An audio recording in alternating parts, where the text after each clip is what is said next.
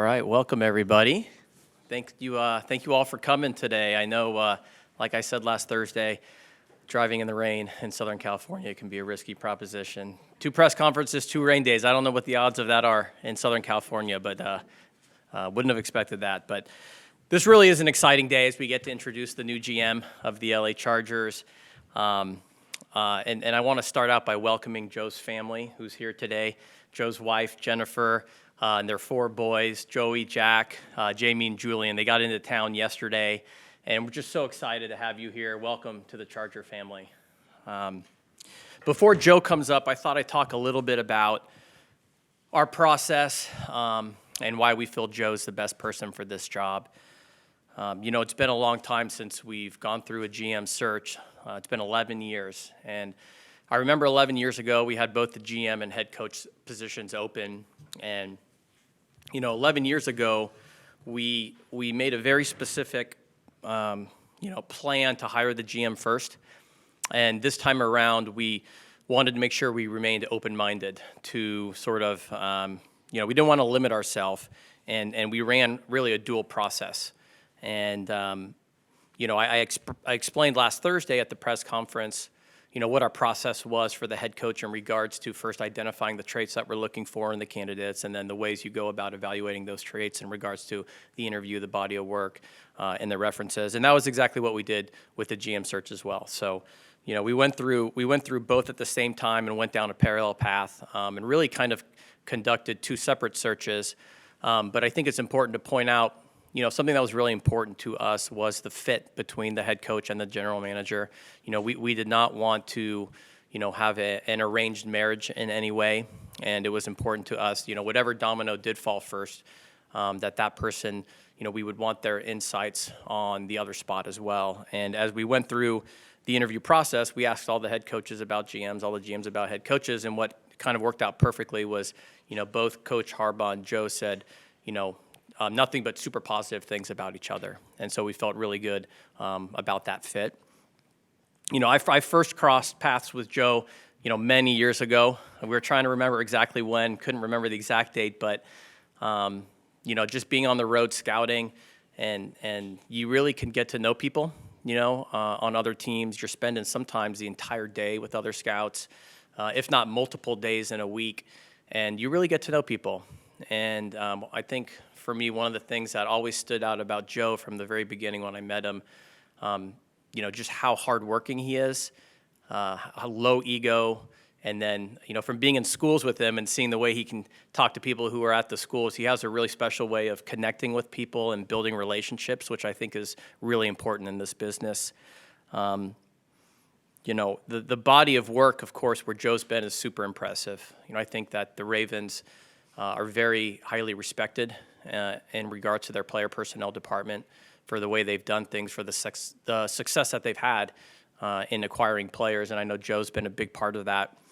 I think that successful general managers can really come from all kinds of backgrounds and all kinds of resumes and all kinds of traits, but at the end of the day, I really think that this position, must excel at team building.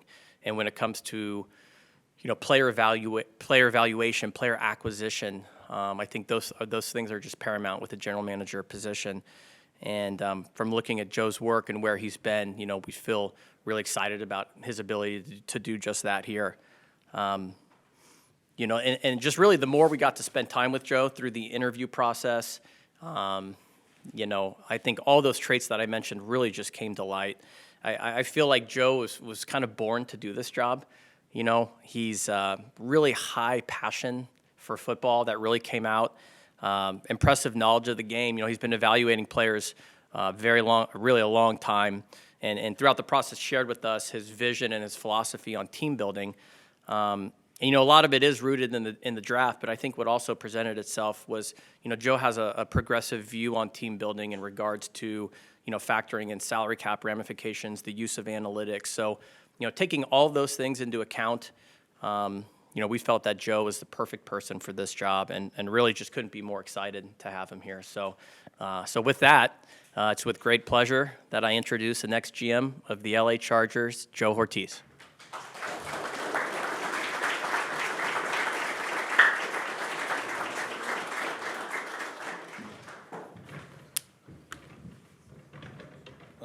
I'm excited to be here. First, thanks for everyone for coming. I just walked through the rain out here, so it's definitely a little wet out there, but so I'll try to dry it off. But anyway, just really a pleasure to be here. I want to thank the Spanos family, Dean, Susie, John, and AG for putting their faith in me and partnering me up with Jim. Obviously, you guys have seen what he's done over the years. He's a special leader. He's a special coach. He's a special person. I've gotten to know him. I've known him for a long time, actually, and always have loved being around him.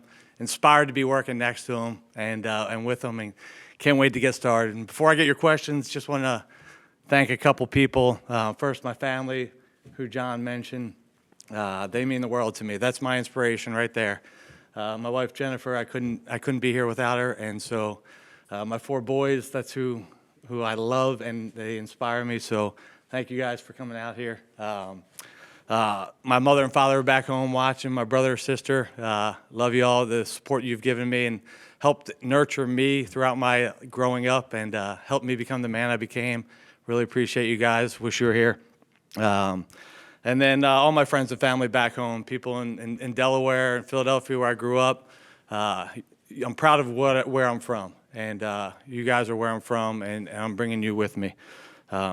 Going on to my next family, the Ravens family. 26 years is a long time to be somewhere, and I cherish every single moment with all of you. And just a few of you I want to mention. If I mentioned everyone, we'd be here for about an hour and a half. So, and then we'd be getting to questions. So, just really, starting off with the Bisciotti family, Steve Bisciotti, just such a great owner, great mentor, great leader.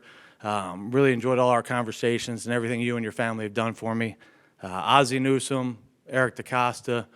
Ozzie, you hired me 26 years ago, and an Alabama guy hiring an Auburn kid, and it was really a great opportunity for me, and I thank you. And Eric, just your leadership and mentorship over the years. It's been awesome, and I really appreciate your friendship. The crew over there in Baltimore, just a great group of people that I've worked with, the personnel crew, the whole organization, lasting friendship. So thank you for everything. And then, one of my good buddies, Jim Denton, who started as a friend and then became an agent. Sorry, I'm just drenched and sweating and all that crap. But we'll have fun anyway, But it's he's sometimes you need somebody on the outside to bounce stuff off of, and he was really great for me, and I really appreciate that. But I mentioned family, and I've had 3 families in my life. And, I talked about the one that raised me. I talked about the one that I've been with for 26 years. And looking out at all of you, I mean, this is awesome. And this is a family organization. And I felt it on the interview. I felt it when I walked in this building on the second interview. And I've been feeling it for the past 5 days when I've been walking around the building. You guys are committed to winning. And we're going to build a consistent winner here. You got the right leader. You got the right players on the field. We're going to do it together. As Jim mentioned, it's team, team, team. I believe in that philosophy. I've lived that for 16 years in Baltimore. That's what we're going to do here, and we're going to get those multiple championships. All right, we're going to do that. We're going to bring you a trophy, Dean. We're going to get it done. I got 4 boys. I got 2 rings. We're getting the other 2 at least, and we're going to keep trying to go. All right, so that's what I want to say. I'll open it up to questions, and if I talk fast, I'm sorry. I'm born and raised in the Northeast. I'll try to slow it down, but I'm also excited to be here. So. Yeah. Jim Hill and KK9, congratulations. Thank you. You mentioned family over and over and over. Yeah. Again, do you expect the same qualities that you have in your personal family to rub off on your professional family now? Yeah, I think that it's love and support, like in our personal family. And you just, I feel that here, and I felt that in Baltimore. And everyone's working in the same direction. And I know that's where Jim's from. I know where that's from because I worked with John, who is one of the greatest coaches I'll ever work with, and this is probably going to be another great coach I worked with. Like, I know he already is a great coach. But it's team, team, team. That's real. That's not a slogan. I've lived it and seen it. And you talk about faith, family, football, right? Take it backwards, right? Football, family, faith. Football builds family if done the right way, all right? You do it the right way, and all of a sudden you become a family, and you care for each other. You have faith in one another. So that's what we're going to do here. And that's what he's done over and over and over. And that's what I've been a part of in Baltimore. So I believe we're going to bring that here. Okay. Hi, Lillian Elliott from the LA Times. During this press conference last week, Coach Harbaugh said that during the season, he'd be Batman and you'd be Robin. Yeah. And in the offseason, you'd be Batman and he'd be Robin. Right. Is that how you see the relationship too? Absolutely. Again, I've lived it 26 years in Baltimore. I watched it. We've talked about that over the years. Jim's been on my list. I've had a couple chances elsewhere. He's always been at the top of my list as a guy I wanted to work with. And we've talked about that before before I got the interview here. We talked about Batman and Robin, and certainly that's the way we're going to operate. The only thing is, I'm not wearing tights. All right, I may put a cape on, but I'm not wearing tights. All right, so, we'll do it. The other thing, I loved, he said red, right, from Shawshank Redemption. All right. I'll be your Andy, all right? I'll be your Andy Dufresne, that's what it's going to be. It's going to be a partnership. There's a time for the GM to lead, and then there's certainly when we kick it off, that's when the head coach leads, and I'm going to do everything I can to support him and give him everything he needs to win. Joe, you mentioned in your statement that it takes us like a special opportunity, a unique opportunity to leave somewhere where you've been for 26 years. Yeah. What is it about this specific situation, in terms of roster, in terms of organization, all those types of things that led to you making that decision to make the jump? Right. Well, the great thing is, I met John, it was a long time ago. I don't even know where, we can't figure out where it was. But just I got to know him on the road and see how he is. And then when I went through the Zoom, I got done the Zoom call with my wife, and I said, baby, this is it. This is the fit. If I want this job. Because in that Zoom call, you hear about the longevity of the people in this organization. You hear about the love they have for this organization, the commitment they have to winning. And I mean a commitment to building a consistent winner. And so you hear that, and then when I came on the interview, you feel it. And you know it's true. And you see it in who they hired. You know they're committed to winning. And it makes it easy to go from one great organization to another organization that you believe is going to be great. I believe there's talent on this field. They know how to draft players here. They've drafted some really talented players. We've played them. We've lost them in playoff games. We've beaten them in tough, hard-fought games. Our goal is to just build it bigger and stronger, and tougher. We want people to walk in here, teams to walk in this stadium knowing they played us. Joe, you mentioned, obviously, Eric and Ozzie, but how much of a role did Phil Savage and George Kakinis kind of help coming up to? It's starting with Phil. I mean, Phil's the one who really found me at Auburn. I was a student assistant, doing everything I could do. Made sure coffee was made every morning at 7 a.m. for the staff meeting, broke down film, and then I ran the football camps. And that's where I got to know Phil Savage. And he was a great early mentor for me and friend. And then George, we were talking about this before I left, man, and that was the hardest hug I've ever had. 26 years I was there, 25, George was next to me. And I really mean next to me. His office was across the way from me. Great just friend, mentor, counselor. He's got kids that are a little bit older than ours, so he's been through it before, and he's able to tell me, what he's gone through. So yeah, you're talking about two of my really, really great friends in my career. And again, I'd love to mention everyone, and thank you for bringing those two up. And there's many more, but yeah, special place in my heart. Joe, you learned from Ozzie and Eric in Baltimore that you plan to bring here, things that they did in team building. Yeah, so one Ozzie, the biggest thing that stood out with both of them, and Ozzie taught us all this. He taught Eric this, and Eric's kind of taken it forward and continued to teach us. But one, Ozzie's a patient GM. He's going to take all the information in.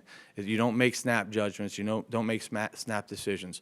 The draft process, the free agency process, signing players during the season, everything is a process, and it's a discussion, all right? And the best decisions come through discussions, and I think that's what they both have done greatly in Baltimore, and that's what we're going to try to do here. But it's just trust the process, believe in the process, use everybody's information to help us make the best decision. Joe, you mentioned the talent on the field. Obviously, Justin Herbert probably at the top of that list. How much did having an established quarterback play a role in you coming here? Oh, I mean, listen, in personnel, if you ask any scout, what are the three things you want? You want great ownership, check, all right? You want a great head coach, check. And you want a great quarterback, check. So I'm walking into, if everything else, any scout that walks into a GM role, if you say I got those 3 things, you got a chance. You got a chance to be really good. So we got a chance here to be really good. So having that, it's awesome. This is a dream job. And if you heard the friends of mine out there on the road and in the profession, you know, the excitement they have for what we're going to create here and do here, you know, it's awesome. Joe and Zeke here with ESPN. Outside of personnel and the roster, are there other parts of football operations that are going to fall under your purview? Yeah. But again, it's collaborative. You know, I'm going to work with John. I'm going to work with Jim. You know, I am good at personnel. All right, I know that. All right, but I know there are great people at the things they do, and you know, you trust the experts to do their jobs, and I'm going to rely on them, and we're going to work together. So it's a team. It's a team. They may fall under me, but we're going to work together. John mentioned you have a progressive team building philosophy. What is your team building philosophy Well, as far as player acquisition? I think you work every avenue. All right, I'm a big fan of comp picks. All right, number one, let's create that chain. Let's create that cycle of comp picks. How do you do that? You gain as many picks as you can early, and then you draft, and then make smart decisions on who you re-sign. Obviously, you want to extend your core players, but then there's some players we're not going to be able to because of the cap. But you want to create that cycle of comp picks, you know, and you've got to manage your signings and free agency to do that. Certainly player workouts, you know, let's turn that bottom of the roster, all right? Let's turn that practice squad. You know, we want to get better. I'll talk to Jim every morning during the season. Hey, where can I help you get better? And he's going to say, Joe, I need a inside backer. We need to upgrade. Well, that's what we're going to go out there and do. You know, so you do it through free agency. You do it pre-draft, post-draft, and free agency. You do those summer signings, the cap casualties, things to do to protect comp picks, and then really just churn the bottom of the roster. Always looking to get better. Always looking to improve every week. Joe, I know you guys have used you and Jim have used the Shawshank Redemption story in comparison. You guys are going to have 500 yards of sewage to go through as far as the salary cap the next couple months. Just what's your philosophy on renegotiating contracts and just evaluating that? Yeah, so we're going to get together. We're still working on filling out the coaching staff and finalizing that and making those hires. So that's our main priority right now. Once we get our coaching staff settled, we're going to sit down and grind through it as a staff. You know, and then we'll make decisions going from there. But certainly there's some work to do, but it's not unattainable. You know, Andy got out. You know, we'll get out.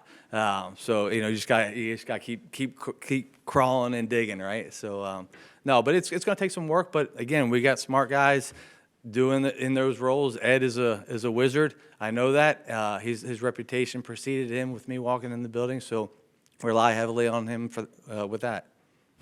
Obviously, you work with John Harbaugh, but how well do you know Jim, or how well do you know Jim before joining up? Yeah, I actually met Jim before John. Jim was our quarterback, and in Baltimore my very first year. So the one thing I knew before I knew how competitive John was how competitive Jim was, because one Friday he invited me into the racquetball court, and him and Eric Zier, and I was like, oh my God, this is cool. I'm 22 years old. I'm a kid, right? It's the coolest thing in the world. I'm getting ready to go play with a starting NFL quarterback and his backup. I'm going to show him I'm an athlete. All right, I'm going to show him that I can hang. All right, and I swear to you, I'm so blessed to be here today that I got out of that room, because I was getting thrown around. I'm getting ready to hit a ball off the wall. Jim comes in and just chucks me into the middle of the court. So so I realized I was there just to give them a break in a game of cutthroat, they call it. So no, I've known him. You know, I knew him then. Loved watching him play. I saw his fiery nature then, his competitiveness, his desire to win. And then when John came to Baltimore, that's when we really got to, you know, cross paths again, and certainly going into Stanford and then Michigan, you know, having conversations with him. His whole family, Jack and Jackie, I know. I mean, I've had so many conversations with Jack. So, again, it's family, and it's great that I'm really going from brother to brother. It's a really unique and rare gift that's been given to me and my family.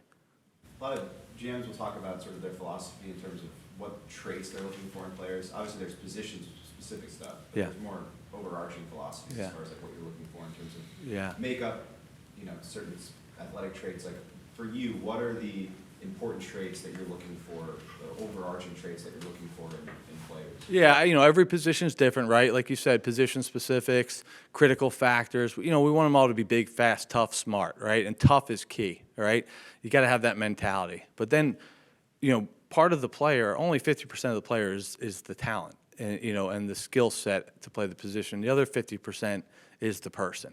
And we're going to dive deep into that. We want players that are committed to team. All right, that's where I come from. That's where he comes from, and that's what we're going to be here. It's team to team to team. That's real, And then we want guys that have that mentality to persevere, to fight. Up 30, down 30. We're playing hard all the way to the end of the game. High character people. Players that care about each other, do the right thing. Those are things that are going to be really important for us. Your history scouting, does that help you find players like that? Yeah, I think so, and it's the discussion on every player. It's not, I can look at film and watch a player and like them or not like them, but the scouts are going to help us. They're the ones that go into the schools and really fight. Anyone can watch a talent and say, hey, this is a good player, but it's the discussion about who that person is and what he is going to bring to our team and the value. The tangible skill set and then the intangible skill set. And I think that's kind of, like I said, the best decisions are made through discussions. Next week, we're going to get in there and start talking about players in the draft, and we're going to find out who are the Chargers in this draft, the people that fit our mentality and what we want. Excuse me. Joe, have you ever been with the Ravens in a situation where you were heading into an offseason where the team was projected to be this high with the salary cut? I would have to say we've been in a situation where we were going to be over, and we had to make decisions and contract decisions and adjustments, I'd say. But I'd have to look back at the percentage that we've been in the past over the cap versus, but we've been in the situation where we've had to make decisions, yeah. When you were in that situation before, how much goes into, when you're having those discussions, how much goes into, how long the player's been with the organization, versus how they're playing, their age, where they're trending, versus this player just makes too much money. We have to figure out a way. We have to move on and restructure. Like, what is that discussion like? Yeah, you just weigh it. You sit there and you weigh. Okay, certainly you don't want to hold on to players ever as a personnel guy that have on the decline or have passed the point of decline. But I think the players that we've had those discussions about. What's the value they bring to the organization, current value and their future value, and you discuss it, and you weigh those things. I mean, that's the reality of this business. You have to weigh the value they have, the value they're going to bring, and the cost associated with it, and that's the nature of it. It's not a fun part. You'd love to have an uncapped, be like baseball, and pay a luxury tax, Dean. I don't know about that. But no, we have a cap, and that's the reality of it, and you have to adjust and manage around the cap. Part of a GM's job is sort of to have the long-term view. Sure. The coaching staff is always going to want to win as soon as possible. GM's job is to, have that longer view. So, like with this current situation with the cap, I guess how willing are you to, rip the Band-Aid off, tear it down, so that you guys can build it, and maybe look past 2024 as far as what's the best way to build this thing to get to sustainability? So our goal is to build a winner every year. We want to compete to win a championship every year, okay? That's going to be starting now, all right? That's not going to be, let's, gut it and start over, That's the decisions, okay? What balance of players gives us the best opportunity to go out there and compete this year? I know who we're trying to beat, all right? We know who we're trying to beat, all right? And we're gunning, we're going that direction. So we don't want to just say, we're not mailing in a season, no way. Like, we're going to try to win this year, but you make the right decisions and the best decisions that gives us flexibility this year and going forward. As far as the coaching staff, where are you and Jim at as far as, selling on coordinators and everything? Because there's a ton of names Yeah. that have been speculated. Sure, yeah, I anticipate that being done relatively soon. We've done a lot of work over the past 5 days. I got finalized, I think, on Tuesday, I believe it was. I'm on the phone with him on Wednesday before I flew out here, and I jumped right into the deep end, and every once in a while I crawl over to the wall and catch my breath and then get back over. But, yeah, we've been working nonstop all weekend, talking to a ton of coaches, and I think we're getting close, and we'll probably be making some announcements, I would say, in the next couple days or so. Joe, I understand that coaching staff needs to be done, but for you and the scouting department, is that a department that you just take over, or is that something that you're evaluating and to make changes to, or perhaps like bring in other folks that you know to help that department too? Right. So like, there's a little bit of a difference, when change is made at those two respective positions, coaching and scouting. Our scouts here have done a great job through my transition here, and I know a good number of them. And I'm going to evaluate our entire scouting staff. There are people that I'd like to bring in, and as soon as I can get them in, I'll get them in here. That will help me impart my vision on how we want to run our personnel department. But I certainly know there's talented people already in this organization, and I'm going to be able to evaluate them through the draft process, through the free agency process, and make decisions as needed. Joe, you've mentioned your time as a scout. You've contributed to front offices in different ways, as a scout and director of college scouting and player personnel. How does all that help you now as a GM? All those experiences? Yeah, I've been in every position, so I can relate to a lot of people in this organization. And, the great thing about Baltimore is, again, we were all together as a big family, and I got to know people outside of scouting. And I have some of my best friendships with people outside of scouting. So you learn how all the processes, all the departments interact and weave together. But certainly going through the ranks, I understand what it's like to pick players up at the airport, to be the guy putting the magnets on the board, to scheduling travel, to being a pro scout, to being a college scout, being on the road, away from your family, hours and hours and hours and days and weeks and months away from your family. It can be an isolated feeling. And so, I know that the scouts are going to want to hear from us back in the building, and that it helps motivate them. So it's great to go through all those processes, and again, take your time doing it, learn it, absorb it, be the best you can be in the role you're in, and the great opportunity like this will come.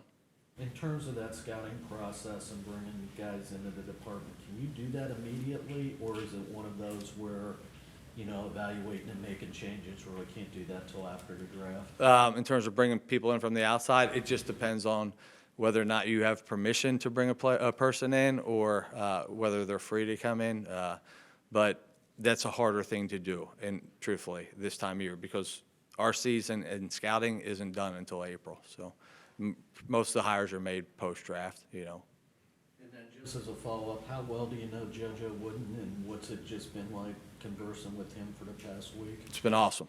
So I've known JoJo, again, we've both been doing this a long time. Him and I have been on the road together. I can think of some conversations we've had years and years and years ago just about players and philosophies and how we scout in Baltimore, how it went back when he was with the Jets, and then obviously now how we do things at our respective teams. And so I've known JoJo for a long time, and he's been great helping me through the transition. Obviously, I'm jumping into a lot of different things, so I need the personnel side to keep running, and they've all done a great job. Had a great call with them yesterday. Really enjoyed it. They had great questions. I got to translate.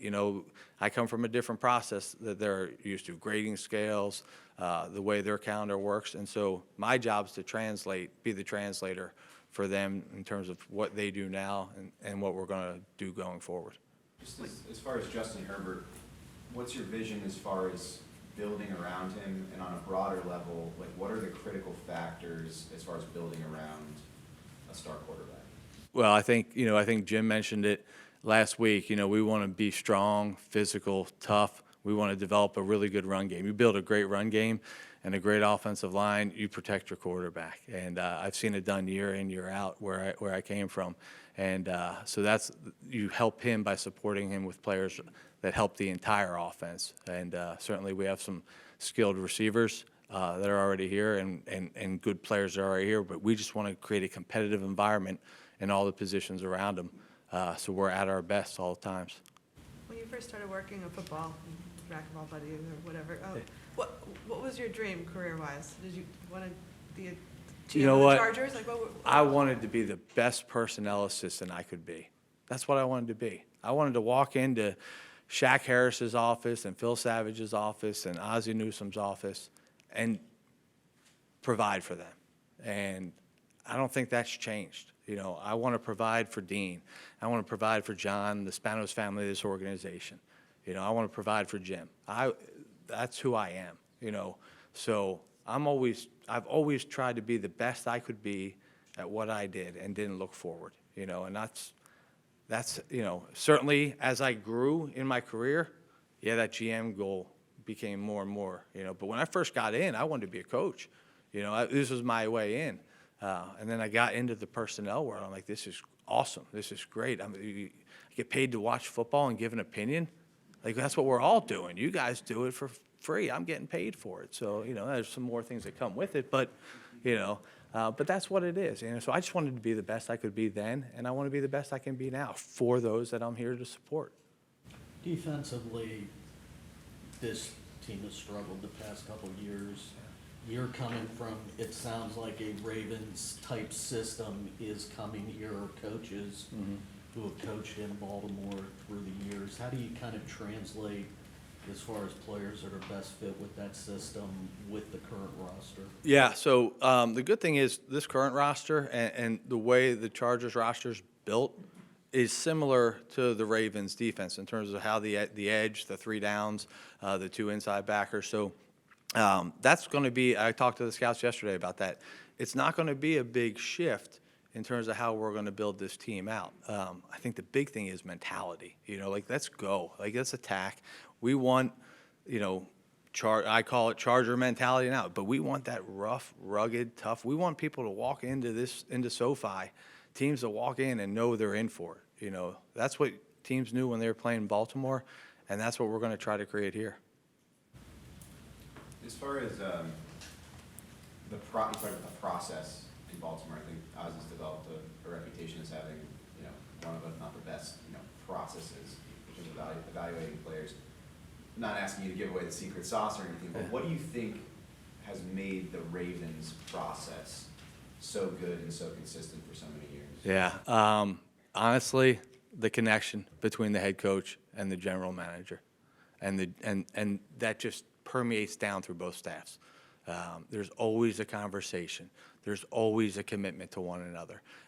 Every day Ozzie talked with Brian, with Ted Marchibroda before that, and he'd relay it down to the scouts. And Eric does the same thing.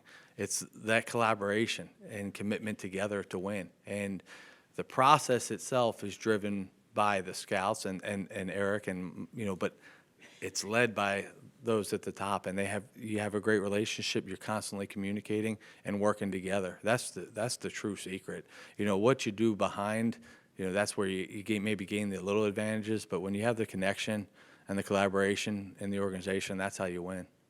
When you were with Baltimore, you still had an AFC championship game to prepare for and everything, but did you and Jim talk at any time that weekend of the AFC Championship since he was there and it settled on it? Just when did you know you were coming here? I knew I was coming here on Monday after we lost. So it was the one ray of sunshine that day.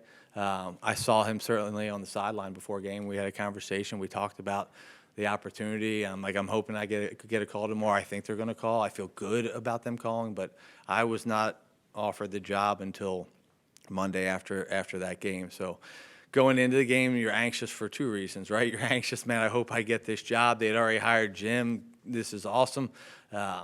Dream come true if I get it, and then let's go beat the Chiefs. And obviously we didn't get that done, but, you know, found out the next day I was coming here. So that's when but we talked on the sideline, you know, about hope it gets done, and it'd be awesome if it does. But neither of us knew until Monday. You didn't have to make any final sales pitches to you or anything? No, he doesn't have to sell me at all. You know, again, I've been watching him for a long time. I have a tremendous amount of respect for him and his family. Ravens, over the last 2 decades, have also been sort of on the cutting edge of using data in decision making. Yeah. I'm trying to use the buzzword, but Yeah. you know. So I guess from your perspective, you know, what's your philosophy on using data in decision making, whether that's in team building and player acquisition or like decision making on game day? Yeah, I think I think it's valuable. You know, I've seen the output. And I've seen how it helps us in Baltimore, and we're going to try to build that here. They've already been doing it. I've had a chance to talk to some of our analysts already, and I'm really excited to work with them. And we'll continue to grow that. And it's on the field and it's off the field. And it's the business side, it's the personnel side, and certainly it's the game management and playing side. So you do sports performance. There's so many ways you can use the data to get better, and we're going to do it because it helps you improve. It helps cover your blind spots. Because scouting, you can be, you can have your favorites. As a player, this guy fits what I like. And you got the analytics behind you saying, yeah, I don't think you like this guy as much, Joe. So you definitely use it, and it's very helpful.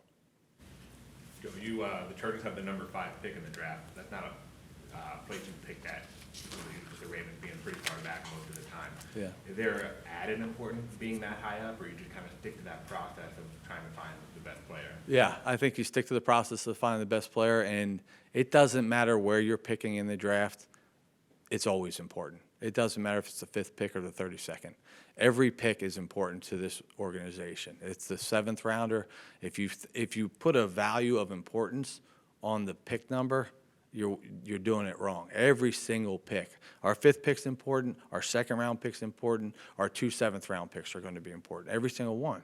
And I've seen it. I've seen a player become a Pro Bowler from a 5th round. That matters. So, yeah, we're in the 5th pick. We don't want to be picking there again. Certainly not. But that's where we are right now, and we're going to go through the process and have them stacked and ranked, and we're going to pick the best player for the Chargers at 5, and then we're going to pick the best players for the Chargers the rest of the draft. And our goal is to pick great players all along the way. How tempting is it being at 5, first year of a new regime, trying to maybe try to accumulate picks for this year? Yeah, I think those are options that you consider. Certainly, you have to have a partner to do something like that. So, we're a long ways away from the draft. Right now, I don't think anyone can tell you how the first 5 picks are going to go, the first 10 picks. So, there's a lot to go. A lot more we'll see. The combine, pro days, workouts. So, the talk in the media and see where everyone goes. But we got a lot of time to figure that out, and other teams have a lot of time to see if they're interested. But you got to be ready to pick at 5. I know that. One thing I've learned anything in Baltimore, there's times where that phone doesn't ring, and you better be ready to pick. What's your approach to being active in the trade market in terms of acquiring players? It's been, I guess, more of a trend in recent years. Yeah. It's obviously got rope on. Sure, yeah. Trade. Just like, what's your approach to? Oh, I think you always have to. You got to be looking to make the team better. And if we can find a player leading up to the trade deadline that can help the Chargers now and going forward, either way, and that there's different ways you can trade for a player who ends up factoring into the comp formula, right?